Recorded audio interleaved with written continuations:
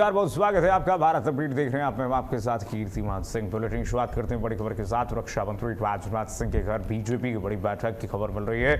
बैठक में गृह मंत्री अमित शाह समेत कई मंत्री शामिल हुए और चर्चा की गई है नितिन नवीन के नए टीम पर। मीटिंग में कई अहम मुद्दों पर चर्चा हुई है।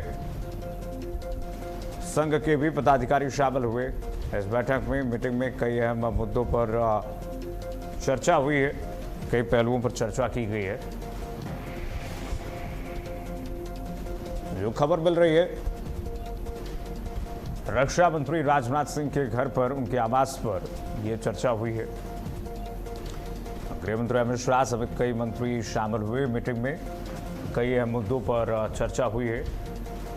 मीटिंग में अन्य मुद्दों पर चर्चा हुई है। रक्षा मंत्री राजनाथ सिंह के घर पर यह चर्चा हुई है। बैठक में गृह मंत्री अमित शाह समेत कई मंत्री शामिल हुए। मीटिंग में कई अहम मुद्दों पर चर्चा हुई। रक्षा मंत्री राजनाथ सिंह के आवास पर यह बैठक हुई है।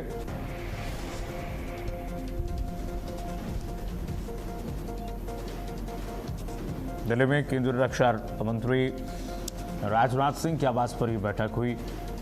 बैठक में गृह मंत्री अमित शाह समेत जेपी नड्डा और बड़े बीजेपी के पदाधिकारी शामिल हुए।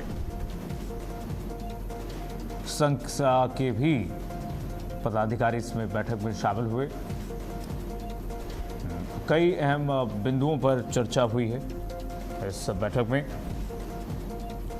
तमाम बिंदुओं पर चर्चा की गई है। बड़ी जो खबर आपको बता रहे हैं, रक्षा मंत्री राजनाथ सिंह के आवास पर दिल्ली में ये चर्चा हुई है। सुने हमारे साथ जुड़ गए तमाम जानकारी साथ। सुने, बताइए क्या जानकारी, क्या चर्चा हुई है?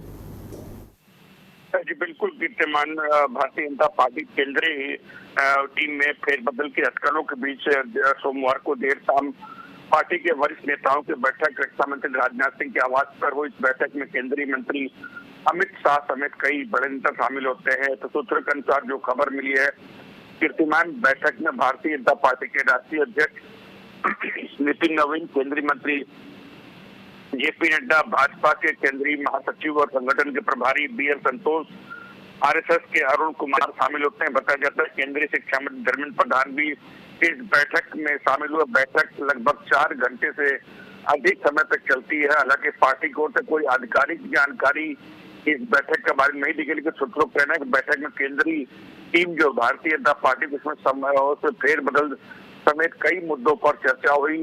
सूत्रों मुताबिक नितिन नवीन की नई टीम की घोषणा इसी महीने की संभावना है, जिसमें वरिष्ठ और युवा नेताओं का संतुलन देखने को मिल सकता है। साथ ही कुछ ऐसे नेताओं को भी पार्टी या संगठन में अहम जिम्मेदारी देने की संभावना है जो अभी सरकार के महत्वपूर्ण पदों पर है।